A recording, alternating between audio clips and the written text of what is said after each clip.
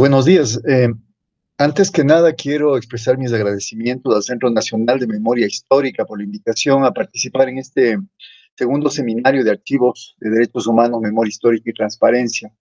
En especial a su directora, viendo que este evento ha concitado mucha atención sobre un tema que es imprescindible en el mundo contemporáneo. Es para mí un gusto y al mismo tiempo un desafío aportar de manera propositiva a este intercambio de ideas. Me pidió para este seminario preparar el tema derechos humanos y acceso a la información,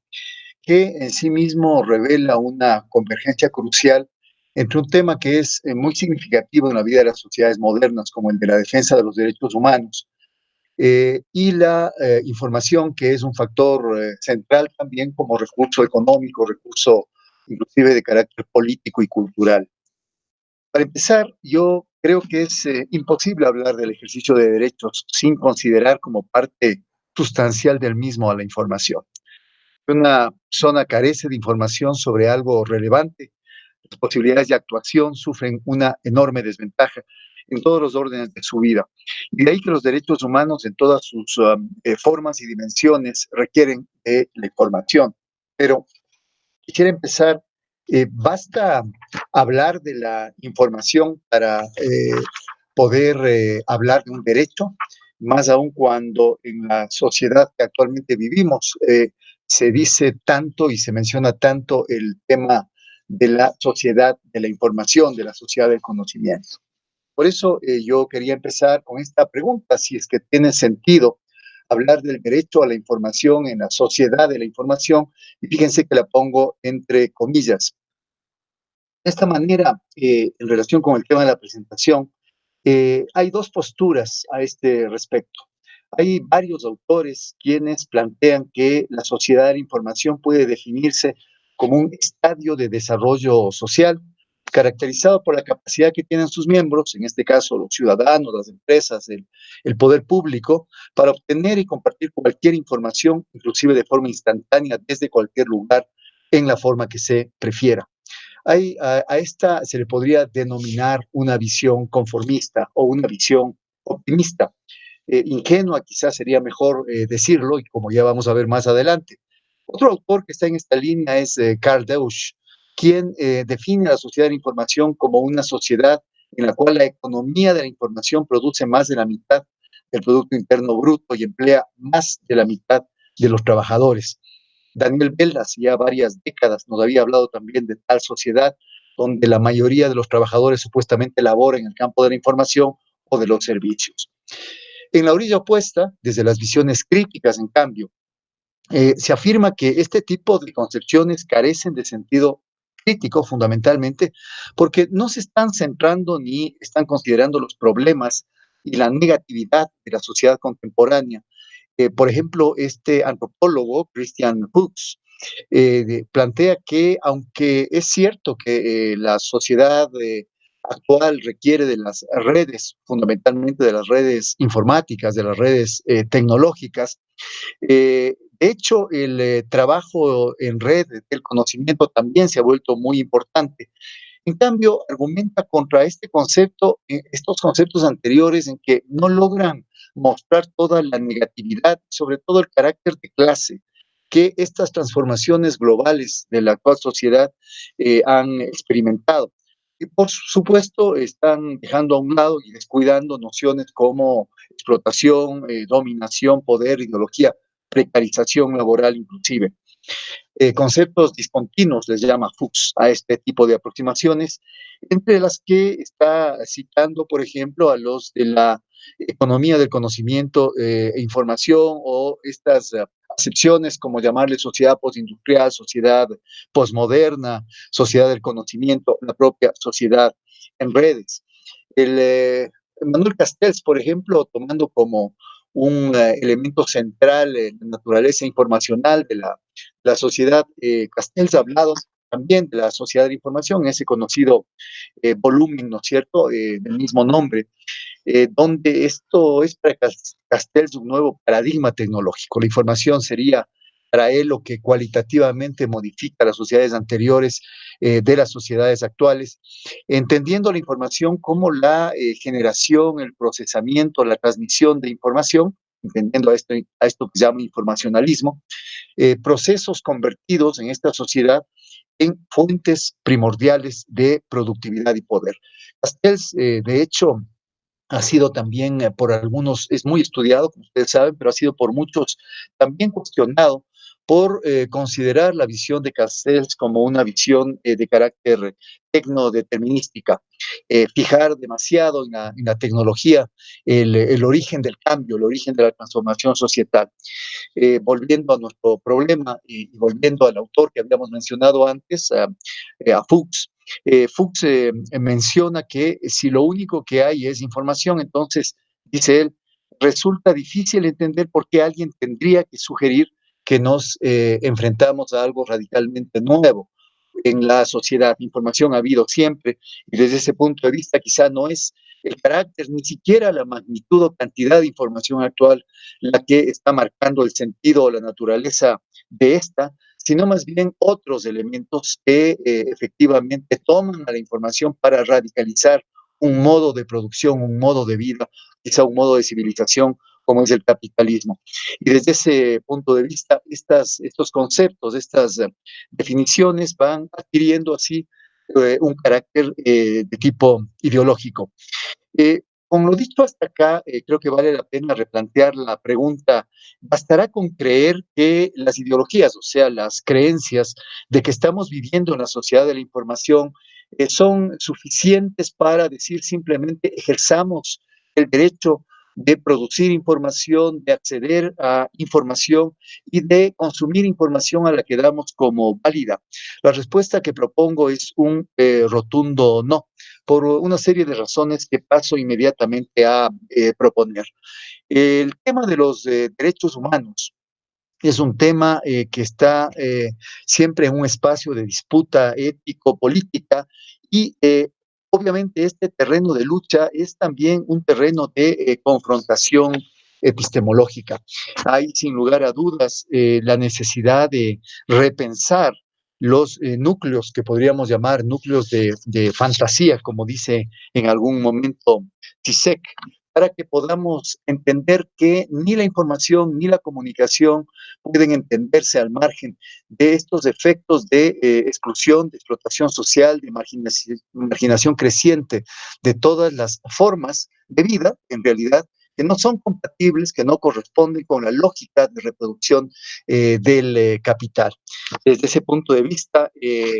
podemos decir que la recuperación de una teoría crítica o lo que es lo mismo, reconocer el carácter o la condición terrenal y material de la vida, implica, si bien es cierto, reconocer la función esencial y estratégica de la información en los procesos de desarrollo y de crecimiento económico y en los propios mecanismos de relacionamiento social, no es menos cierto que hay que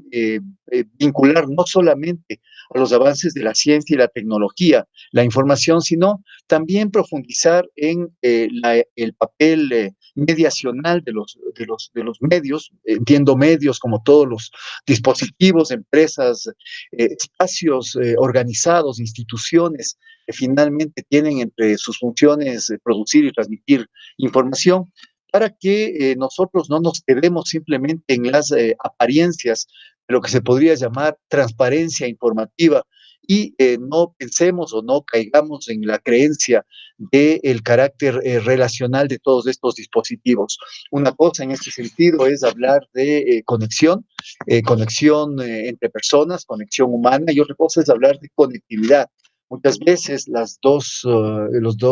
categorías se superponen y hacen que confundamos lo que es la comunicación con lo que es la información. La información es un insumo muy importante para la producción de conocimiento y asimismo, como vamos a ver más adelante, como un orientador o una brújula que nos permita a nosotros movernos en la vida social, pero de ninguna manera cuando a veces está enclaustrada, cuando a veces está secuestrada la información, y peor aún cuando está manipulada, esto puede dar lugar a procesos reales de comunicación entre personas que implican no solamente la construcción de sentidos, sino también la cercanía, esta posibilidad de acercamiento subjetivo, inclusive entre los distintos actores sociales. Podemos pasar a la siguiente, por favor. Un segundo elemento tiene que ver con, una vez que hemos discutido ya, digamos, el que no podemos simplemente aceptar la idea de que vivimos en la sociedad de la información o en la sociedad del conocimiento, porque hay muchos elementos todavía digamos, contradicción, muchas veces inclusive de antagonismo presentes en estas sociedades. Y por supuesto la distribución de la información y del conocimiento en estas sociedades es tremendamente desigual. Me gustaría pasar a hablar de un segundo tema, que en este caso tiene que ver con lo que he llamado la complejidad y opacidad de la información en el mundo contemporáneo. Para eso yo voy a partir de un autor con el cual en mis clases, en mis actividades académicas, yo lo utilizo mucho, sobre todo con estudiantes de comunicación, que es francés, se llama Patrick Charadot. Y Patrick Charadot parte de una definición de información que él denomina una definición empírica mínima, o al mismo tiempo él la llama ingenua nuevamente, donde él dice y define a la información como al fenómeno en el cual alguien que posee un cierto saber lo transmite a partir de la ayuda de cierto lenguaje y lo transmite a alguien que se supone no lo posee, no posee ese saber. Hay dos cosas por anotar en esta primera definición de carácter, como aparece en la diapositiva, normativo ingenuo, normativo porque alude más a un deber ser y no a la realidad, ingenua porque no está tampoco mirando, como en el caso de la sociedad de la información, mirando el trasfondo estructural que, digamos, que capta la información en su propia naturaleza. En primer lugar, el lenguaje como base y como acto de supuestamente sacar de la ignorancia a otro. En este primer caso, el uso del lenguaje y la creación de contenidos derivan siempre en prácticas de significación. El lenguaje no es algo transparente en sí mismo, el lenguaje necesita siempre de la actuación, necesita siempre de la intervención de los sujetos que están en relación, que están en comunicación, y que es esto una condición imprescindible de toda interacción humana. Esta es la dimensión simbólica de la comunicación creada a partir de la información, de la transmisión de información. Podríamos inclusive invertir la idea y decir, esta es la dimensión simbólica de la información, la dimensión siempre alude a un segundo nivel, a un segundo grado, donde aparece la interpretación, el sentido, el significado, y desde ese punto de vista, la comunicación siempre nos habla de algo más. En segundo término, hay un carácter cognoscitivo en esta primera definición ingenua que nos plantea Charadot, creado a partir de la comunicación, que implica la existencia y uso social de la información. La información no solo es algo en sí mismo, la información no solo alude a contenidos, la información alude a una serie de elementos que nosotros podemos efectivamente echar mano, y la información, al ser un recurso estratégico, nos permite relacionarnos, nos permite entrar en relación con nosotros de muy diversas maneras, en un mundo asimétrico, en un mundo con tanta desigualdad, con tanta inequidad social. Obviamente este es un tema complicado porque en realidad podemos tener usos no precisamente productivos en términos sociales o en términos comunitarios de la información. Por eso Charadot dice que esta definición puede sonar una definición altruista, una definición desinteresada, pero que en realidad y por el contrario, hablando ya de esta definición realista de la información, nosotros tenemos que mirar más bien la intencionalidad y los intereses que hay detrás de todo proceso de producción, de transmisión y de recepción de información, y por ende también de todo proceso de construcción de sentido o de significado. Esto nos permite a nosotros hacer otro tipo de preguntas acerca de este saber que supuestamente se transmite siempre a partir de la información. ¿De qué naturaleza, por ejemplo, es ese saber? ¿De dónde proviene el saber? ¿Quién es ese otro? ¿A quién se le transmite la información? ¿Cuál es la relación de ese otro con el informador? ¿Cuál es finalmente el resultado pragmático, psicológico, social de ese acto de transmitir información? ¿Y cuál es al mismo tiempo su efecto individual o social? Todas estas preguntas surgen precisamente de esta teorización de Charado, que critica y cuestiona una visión simplista de la información, al decir más bien que esta tiene amplias y múltiples dimensiones e interviene la información de manera diferenciada en diversos procesos simultáneos, marcados por una serie de factores de carácter económico, político, ideológico y jurídico, entre otros. Está claro, de hecho, que la información y el acceso a la información es un derecho humano. Sin embargo, no tomar en cuenta estas otras dimensiones anotadas, la coloca o la puede colocar en un plano de abstracción, en un plano tan, digamos, alejado de la realidad, que se impida que se comprenda que esa información, ese fenómeno supuestamente susceptible de ser realizado por todos en su producción, en su transmisión, en su recepción, finalmente tiene características particulares porque hay ciertos agentes que aparecen ahí en la diapositiva dotados de un poder especial. Por un lado están los expertos, digamos, en términos de información, esta información superior que en las sociedades contemporáneas está encarnada, digamos, en el papel que juega la ciencia, que finalmente es un tipo de información que se difunde, se produce en los espacios académicos, más bien por la vía de la investigación y la difusión científica. Y también están estos otros actores también que tienen una condición y una calidad, y asimismo una autoridad de expertos, es decir, de los únicos autorizados, valga la redundancia, para producir aquel otro tipo de información sobre el cual me voy a concentrar más y estoy concentrándome más en esta presentación, que es la de la información masiva, la que Charadó llama la verdad social. Este papel es asignado a los medios y son los medios efectivamente los que posibilitarían tener este saber necesario para orientar la dirección de los intercambios de todos quienes pertenecemos a un colectivo o a una sociedad dada. Y no solamente eso, sino también esa información ayudaría a la cohesión de la identidad de quienes nos pertenecemos a esa sociedad y nos daría la pauta para una representación colectiva, compartida de los problemas mayores y, por supuesto, de las soluciones mayores que podemos tener.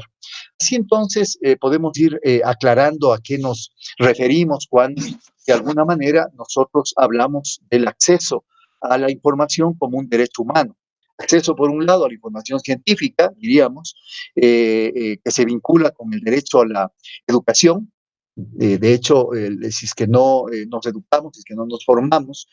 vamos a carecer de este tipo de información. Y por el otro lado, este otro derecho a la información, a la verdad social, a esta verdad que vamos construyendo las sociedades sobre el día a día, a esta verdad de actualidad, a esta verdad que normalmente se la llama verdad informativa o verdad noticiosa, y que va más allá simplemente de la opinión pública o de la información que nos pueda proporcionar el Estado. Por eso yo me atrevería a decir que en este punto que el acceso a la información a veces se confunde también como el acceso a la información pública, pública entendida en el sentido de que es información que proviene del Estado, cuando en realidad pública debería ser entendida como la que está publicitada para todos o la que debe ser publicitada para todos, simplemente para retomar esta categoría que utiliza Habermas, en el sentido de que el acceso debería ser entonces a todo tipo de información producida por todo tipo de sujeto social y finalmente ser susceptible de ser captada por todo tipo de sujeto social. A eso nos estaríamos refiriendo ahora que vamos ya vinculando el tema de la información con el tema de los derechos humanos. En el Ecuador, y quiero terminar esta segunda parte, más bien planteando algo que ha acontecido en el Ecuador estos últimos días y que nos da cuenta efectivamente de lo problemático que resulta no tener la información adecuada, sobre todo cuando las sociedades están viviendo momentos muy fuertes y graves de crisis social, en este caso a partir de la pandemia sanitaria del COVID-19. En Ecuador, por ejemplo, hay toda una polémica, ahora todo un debate alrededor de información sobre un medicamento, el dióxido de cloro. No sé si es que en otros países también, me parece, por lo que he leído de algunas prohibiciones a nivel gubernamental en su uso, he leído de algunos debates y polémicas, también está suscitándose aquello. El dióxido de cloro es digamos, un producto químico que se está utilizando de manera bastante generalizada en algunos países, sobre todo, como una supuesta cura al COVID-19 o al menos un atenuante de los efectos negativos de la enfermedad. De las personas que tienen efectivamente esta afectación. La Asamblea Ecuatoriana, en este caso el Congreso, el Poder Legislativo, invita a un señor, no tiene sentido mencionar el apellido, no se lo conoce, que está haciendo una propaganda enorme a nivel en el país para poder consumir masivamente, y que en su discurso argumentalmente lo que él dice es que es al gran monopolio de las farmacéuticas, a quienes no les interesa que esta supuesta cura, esta supuesta medicina casi, que tiene un costo sumamente bajo y que inclusive puede ser hasta elaborado caseramente por las personas, pueda ser utilizado a nivel masivo. Y desde ese punto de vista pide al Poder Legislativo que se le permita y se le autorice la comercialización masiva,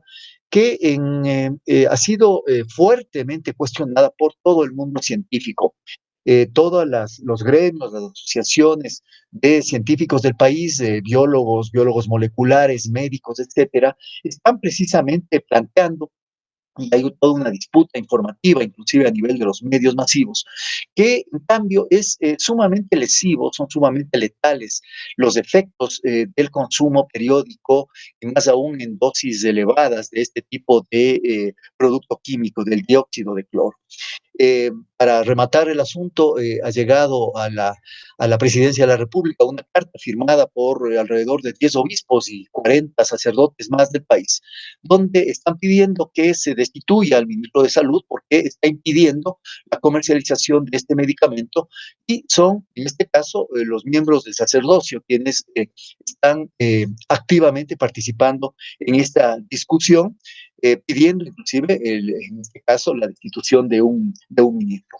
Hay un hashtag en redes sociales que se llama hashtag la pseudociencia mata. Que ha sido, digamos, uno de los mecanismos que en el país de este momento están en los medios sociales o en los medios alternativos, está gestando para poder enfrentar el silencio informativo, porque sobre este debate, sobre las razones y argumentos de fondo de uno y de otro lado, los medios masivos no han querido prácticamente pronunciarse. No es para ellos noticia, noticia es que vaya que reciba el presidente de la República la carta de los obispos, pero no es noticia que este medicamento quizá sea absolutamente letal para la salud humana. Y desde ese punto de vista, a través de este ejemplo, lo que quiero mostrar es que al mismo tiempo hay un elemento muy fuerte de complejidad y de opacidad en la información. Complejidad porque el tema del COVID es un tema complejo, es un tema en el cual el propio mundo médico todavía y la investigación médica tiene mucho que decirnos, estamos todavía bastante lejanos de entender cómo funciona el virus y cómo poder de alguna manera, por ejemplo, hacer una vacuna contra el virus. Y por el otro lado, hay una enorme opacidad que a ratos, una opacidad informativa sobre los aspectos esenciales que en el caso de un país como el Ecuador, por ejemplo, deberían ser de suma importancia, ya que y esto ha acontecido también en otros países, este mecanismo de los semáforos, este mecanismo de las restricciones impuestas por los gobiernos, al parecer no está funcionando porque solamente funcionaría cuando los son más gravosos, digamos, en términos de no movilidad, cuando hay una cuarentena casi completa, de alguna manera se frena la curva de crecimiento del contagio, pero cuando se empiezan a abrir las puertas de alguna manera o a permitir mayor movilidad, empieza a dispararse la curva, a pesar de que hay, ¿no es cierto?, una cantidad bastante grande de información por la vía de medios masivos, información gubernamental, dando consejos, dando indicaciones de cómo protegerse con la mascarilla y demás medidas de seguridad. Esto nos lleva a la idea de que no solamente se trata de la cantidad o de la magnitud de la información que nosotros podamos transmitir a una sociedad, que no se trata solamente de que nosotros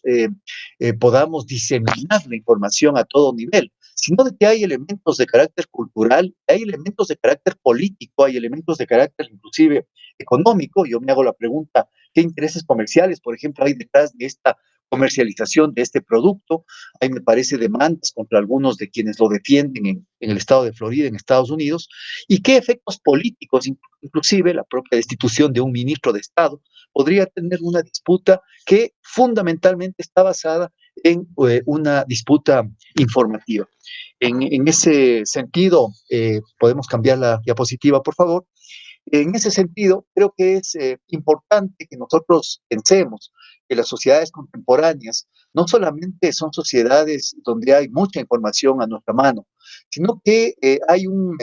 exceso de información por un lado y hay una manipulación intencional o no, a ratos, bueno, una manipulación intencional, pero a ratos una distorsión no intencional de información por otro, y la confusión entre ambas cosas, entre ambos órdenes informativos, entre la información que uno podría darla por válida e información que efectivamente no tiene un valor en términos de algo fundamentado o algo justificado, suele provocar lo que algunos expertos han denominado infodemia o infoxicación, para referirse a un creciente y persistente caos informativo o simplemente al elevado grado de desinformación que existe incluso a nivel mundial con la incesante aparición, entre otras, de las llamadas fake news, que no son lo mismo que informaciones falsas, son algo peor todavía porque las fake news son informaciones que circulan con apariencia de verdad, con apariencia de una verdad que por supuesto produce seguridad, que produce certeza en quien la consume, y desde ese punto de vista son muchísimo más peligrosas que informaciones que de alguna manera no tendrían un grado tan grande de credibilidad. En ese sentido, la realidad es compleja y por eso yo lo que estoy planteando en esta presentación es la necesidad, una necesidad social de tener conciencia de esa complejidad de la información y de que superando esquematismos, superando simplificaciones informativas, nosotros enrumbemos cambios estructurales en la vida social a partir de la información, sirviendo esta como base para la toma de decisiones personales de carácter racional y fundamentadas. Por otro lado, la información no puede desconocerse desde esta mirada crítica, siempre estará marcada por la relación con el poder. Información es poder, es una frase que nosotros oímos permanentemente decir, y a veces inclusive ya no oímos decir, y eso es más grave, porque esto está dando la sensación, ahora que vivimos en un mundo donde muchos de nosotros, por ejemplo, tenemos acceso directo a través de las redes informáticas, a través de Internet, a una cantidad muy grande de datos por un lado y de información por otro lado, e inclusive de conocimiento sistematizado por otro. A veces nos olvidamos que la información que está ahí podía no haber estado ahí. A veces nos olvidamos que inclusive cuando abrimos una página buscando un determinado tema, hay páginas, mejor dicho, que aparecen primero y hay páginas que van a aparecer en la búsqueda número 50 o en la búsqueda número 100. Desde ese punto de vista, alguien está de alguna manera manejando el lugar que ocupa, la prioridad que se le da a una u otra información en la red. Entonces, hay estos problemas bastante claros que revelan no solamente complejidad, sino asimismo la opacidad a la que estamos expuestos por la información que nosotros estamos manejando. De hecho, y para simplemente volver sobre un punto anterior y remarcarlo, la afirmación de que estamos habitando la sociedad de la información contiene, por lo tanto, una paradoja que es bastante evidente, pues ese cúmulo de información en muchas ocasiones también puede suponer al mismo tiempo desinformación. Por un lado, hay una enorme abundancia de información que en apariencia asegura que la sociedad esté necesariamente informada. A esto se suma que hay una creciente manipulación y concentración y hasta control de la información que limita enormemente las fuentes posibles para que esa información llegue a la mayor cantidad de gente posible en términos de la mayor objetividad y diversidad de puntos de vista, pero por otro lado, no podemos tampoco nosotros desconocer las potencialidades tecnológicas y la propia aceleración de los encuentros con los otros, de los encuentros sociales que surgen a propósito de esta, digamos, de esta enorme disponibilidad informativa con la que ahora contamos. Si nosotros tuviéramos que, o si yo tuviera que plantear un ejemplo de aquello, creo que la pandemia nos ha desnudado efectivamente esta paradoja entre una información que puede servir precisamente para poder protegernos, para poder asegurar la vida social frente a una epidemia o una pandemia como la que estamos viviendo, frente a un tipo de información, entre comillas, que parece certera, que parece verdadera, y que finalmente implica que las conductas sociales, los comportamientos de muchos de nosotros no sean los más adecuados y que básicamente la pandemia siga enfermando y siga matando con, diríamos, niveles de crecimiento y niveles de afectación social que bien podríamos haberlos evitado. Podríamos pasar quizá a la siguiente, por favor. Bien, como digo, entonces, lo que nosotros nos enfrentamos aquí es entonces a un alto grado de control informativo. Creo que hay casos muy claros que desnudan efectivamente el control, que es la contracara, ¿no es cierto? O mejor, antes que la contracara, que es más bien la intencionalidad detrás del secretismo. Y por el otro lado hay transparencia o una búsqueda o una sensación de transparencia informativa. Y ambos aparecen mezclados, ambos aparecen confundidos en las sociedades contemporáneas. Como ejemplos, decía yo, de estos de esta dimensión de control y de secretismo y al mismo tiempo de lucha por la transparencia informativa, quizá podríamos, y siempre lo cito a mis estudiantes o en otro tipo de intervenciones públicas que hago, siempre cito el caso de Julian Assange, más allá de que puedan haber efectivamente voces disidentes frente al caso de Assange. Desde mi perspectiva, Julian Assange y Wikileaks y quizá otros portales, en algunos casos estoy pensando en Anonymous, por ejemplo, lo que hacen es hacer conciencia a nivel mundial de que las sociedades actuales son sociedades tremendamente marcadas por el control y el secretismo informativo, de que hay una cantidad impresionante de información de la que no disponemos ni vamos a disponer. Esto no es porque no tengamos los medios o no podamos entenderla, sino porque ese tipo de información sirve a fines concretos, que no necesariamente son fines loables o son fines positivos para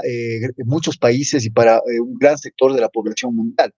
Julian Assange, al develar, por ejemplo, mucha información que le llegó de las agencias de inteligencia de los Estados Unidos, lo que estaba haciendo fundamentalmente es apoyando el derecho al acceso a la información, a una información que por su carácter de estratégica y por su carácter de control geopolítico, es una información que la gente debe conocer. Nosotros debemos conocer que muchas de las invasiones, por ejemplo, muchos de los ataques, de las agresiones bélicas de Estados Unidos a países en el mundo, se han basado precisamente en este juego de callar información, de no hacer saber elementos importantísimos y más bien de hacer creer en este caso, elementos que no se compadecen con la realidad. En el caso de, por ejemplo, Irak, el tema de la existencia de armas atómicas, la existencia de armas bioquímicas, en muchos otros de los movimientos geopolíticos militares de Estados Unidos en los últimos tiempos. Ha habido precisamente esta batalla informativa antes, durante y después. Y esto ha lanzado una cortina de humo sobre el tema de fondo, es decir, la agresión, una agresión imperialista, una agresión que finalmente pretende quedarse con recursos y una agresión, sobre todo desde el punto de vista humanista, que ha costado miles, en algunos casos millones de vidas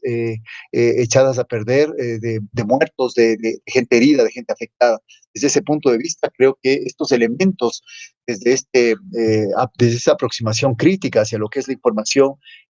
son imprescindibles para nosotros poder entender cuáles son los alcances que tiene precisamente el derecho a la información, el derecho humano a la información, tal como está previsto, ¿no es cierto?, desde las Naciones Unidas o previsto en tratados internacionales o previsto en las propias leyes nacionales. Como yo ya planteaba, existe al mismo tiempo desinformación, existen potencialidades tecnológicas y quizá el acceso a este derecho implique diferenciar la paja del trigo y plantear una enseñanza, una suerte de pedagogía de cómo estas potencialidades tecnológicas, esta propia capacidad que tiene la información en cuanto a aceleración de los encuentros con nosotros en una sociedad global, puede precisamente proveer a la información de un valor histórico y estratégico que respecto al tema de fondo de este seminario, que es el de la memoria social, de la memoria histórica, quizá no se había tenido antes. Si podemos, por favor, cambiar la diapositiva. Quisiera hablarles también del periodismo, perdón, antes que del periodismo, del consumo informacional al pensar comunicacional. Creo que es sumamente importante hacernos una pregunta. ¿Por qué, a pesar de una profunda gratificación, de una profunda satisfacción que tienen los usuarios de redes sociales, al sentir que están siendo libres de consumir información e inclusive de difundir información desde la más absoluta libertad, en este caso el derecho de libertad de expresión, libertad de opinión, la libertad inclusive de conexión que se está reclamando ahora, hay una tendencia generalizada cada vez más a violentar ese orden ideal de cosas que se ha vuelto recurrente y cada vez ha implicado más agresiones, ha desbordado agresiones, violencias simbólicas de todo tipo a nivel de la red social. Hay, de hecho, lo que se podría llamar una irradiación saturativa de información y de pseudoinformación en redes sociales también. No solo se trata de que el periodismo masivo, los medios tradicionales, sean a ratos mecanismos o medios de desinformación. Las redes sociales también, desde una creciente pasivización de los usuarios de redes sociales, más bien tapada bajo la máscara del prosumidor, está generando información que adopta una forma sensacionalista, simplemente a partir de esta curiosidad, de este placer por desocultar las cosas que no vemos. Si nosotros tomamos como ejemplo, en este caso, mucho de lo que está ahora apareciendo como problemas serios vinculados al uso de información en las redes sociales, más allá del control informativo, más allá del hackeo. Nosotros cuando comenzamos con jóvenes, por ejemplo, nos enfrentamos a una serie de mal uso de información en redes sociales sin consentimientos, que terminan afectando claramente los derechos y violando la privacidad y muchas veces la intimidad de la persona. Si nosotros tratamos de explicar por qué acontece esto, nosotros no tendríamos otra respuesta que decir que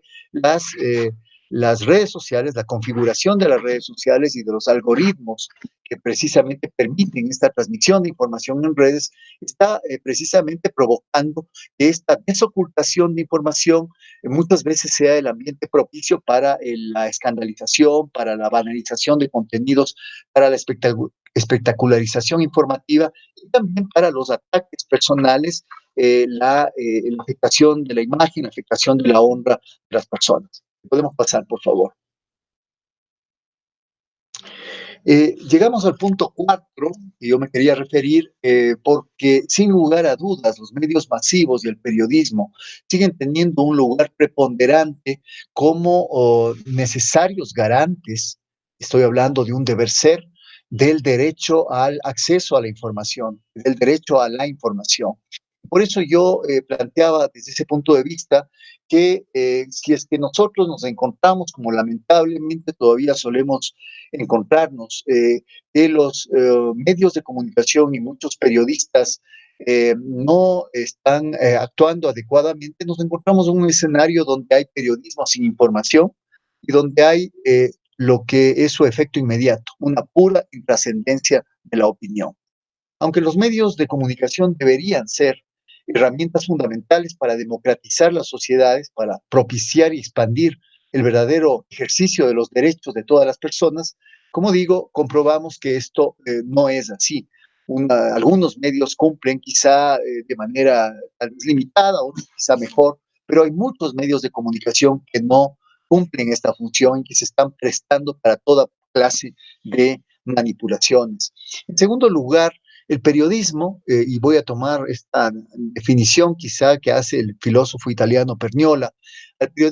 periodismo del periodista Mario Perniola les llama el gran mediador del saber y del conocimiento que todos deberíamos conocer porque debe circular en la sociedad. Ese gran mediador cada vez pierde más esa condición y cada vez el periodismo se vuelve más sometido a los imperativos del poder político y del mercado. Cada vez, dice Perniola, se produce un proceso de aberración de la comunicación, por eso es que en su libro tan conocido Contra la comunicación, él está planteando que la comunicación,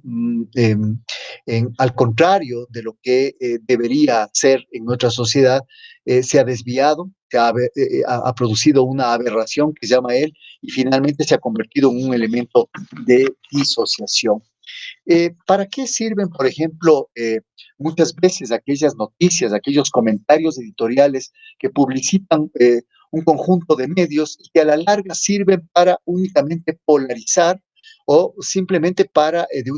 generar una visión maniquea de las cosas? Cuando hablamos de un periodismo sin información, estamos hablando de periodistas quizá titulados en muchos de los casos, que finalmente nunca aprendieron a manejar la información, reconociendo la complejidad, reconociendo la opacidad, reconociendo la relación de la información con el poder, con la cultura. Desde ese punto de vista, estamos nosotros confundiendo muchas veces en nuestras sociedades, estamos confundiendo información con mera opinión. Y cuando nosotros miramos a las redes sociales y vemos la cantidad de contenidos de carácter emocional, de carácter pasional que existen, nosotros entendemos que cuando solamente hay información, cuando solamente hay doxa, o cuando esto es lo que prima, en vez del debate o de la deliberación pública, nosotros nos encontramos con que está en riesgo el propio derecho de acceso a la información. Por eso es que hay necesidad de hacerse una serie de preguntas de talante crítico. Existe la necesidad de profundizar el abordaje, la reflexión crítica sobre el peso de la ética y de los principios ontológicos en el ejercicio del periodismo. La respuesta es un rotundo sí, ahora más que nunca. ¿Cuáles serían las fuentes de esa información, de ese conocimiento que aparece como verdadero y qué fiabilidad tienen las fuentes que el periodismo está utilizando? Esto es algo que amerita inclusive una formación de lectura crítica en la ciudadanía para que pueda ejercer ese derecho de acceso a la información sin solamente ser un sujeto pasivo que recibe la información. Y desde ese punto de vista, creo que digamos, finalizando mi presentación, la ética está ligada precisamente a la actuación no solamente de estos expertos, los periodistas, aquellos autorizados para manejar la información masiva, sino también para todos nosotros, los ciudadanos. No podemos nosotros seguir simplemente como elementos pasivos, recibiendo información. Creo que las universidades, creo que las carreras de comunicación y creo que en definitiva los propios gobiernos deberían generar amplias campañas para poder educar a las personas, a los ciudadanos, para que sean y cualificarles, para que sean capaces de distinguir lo que es información de lo que es desinformación, para que sean, digamos, capaces de poder entender que no todo lo que están captando a través de medios tradicionales, de lo que están informándose, entre comillas, a través de redes sociales, va en beneficio de sí mismos. Podemos pasar quizá a la última para ya cerrar la presentación. Lo último que yo quería plantearles es, a partir de esta idea de sociedad desinformada de la información, este título lo tomo precisamente prestado de este sociólogo Scott Lash, eh, eh, es desinformada porque en realidad es una sociedad que no adquiere a veces formas y contornos precisos, es una sociedad donde el individualismo, el consumismo ha hecho que más bien lo que llama Bauman se vuelva líquida, se vuelva volátil. Y por el otro lado es una sociedad cargada de información, por eso él hace este oxímoron de sociedad desinformada de la información. Se relaciona de esto con el rescate de la memoria. No quería dejar pasar la oportunidad para poder remarcar sobre esto. En la sociedad desinformada de la información, o como otro llama, otro filósofo, Berardi llama la sociedad semiocapitalista, la sociedad la sociedad de los signos, asistimos lamentablemente a un acaparamiento cada vez mayor de la información, una concentración informativa y una concentración del conocimiento en pocas manos. El poder concentrado está en pocas manos y este es el que es capaz de moldear la opinión pública y debilitar las capacidades de discusión y de apropiación del espacio público. Ese es un derecho humano fundamental. Y desde ese punto de vista, yo no quería terminar mi intervención, sino planteando que existe la necesidad de regular democráticamente la información y la comunicación y que esto va a implicar generar una capacidad de exigencia de los derechos de información y comunicación desde abajo, es decir, desde la ciudadanía. En algunos países como el mío, en el Ecuador, por ejemplo, existe la ley orgánica de comunicación, una ley muy polémica, evidentemente muchos medios, todos prácticamente los grandes medios privados se opusieron desde antes de que aparezca la ley a que exista cualquier tipo de regulación en este sentido, y obviamente la polémica continúa, hay múltiples voces a favor y en contra, pero desde ese punto de vista, creo que la aplicación de la ley tuvo sus elementos positivos y negativos en estos años que se ha aplicado. Hasta, digamos, hasta hace 3 años que se aplicó la ley. Lamentablemente, una de las grandes falencias y defectos y debilidades fue que la ciudadanía no se empoderó, no tuvo la capacidad para exigir los derechos que están en la Constitución ecuatoriana, en la Ley Orgánica de Comunicación, un cúmulo de derechos de información y de comunicación. Y desde ese punto de vista, cuando no hay una ciudadanía empoderada, no se puede materializar ni la información, ni el acceso a la información, ni el derecho a la comunicación como derechos. Y no pueden funcionar ninguna de las dos, ni la información ni la comunicación, como servicios a la gente, ni como bien común para todos. Si es que, y con esto culmino, estamos en una sociedad donde la memoria es un recurso indispensable, es un requisito fundamental para poder mirar lo que hemos hecho mal y para poder evitar volverlo a hacer, aparte de para proyectarnos en el futuro recuperando también aquello que hemos hecho bien. Es fundamental problematizar la información y la comunicación para que no nos quedemos simplemente con un discurso favorable hacia los derechos. Nadie puede, creo, atreverse ahora a discutir aquello, pero en la práctica, o digamos, impracticable en la realidad. Desde ese punto de vista, yo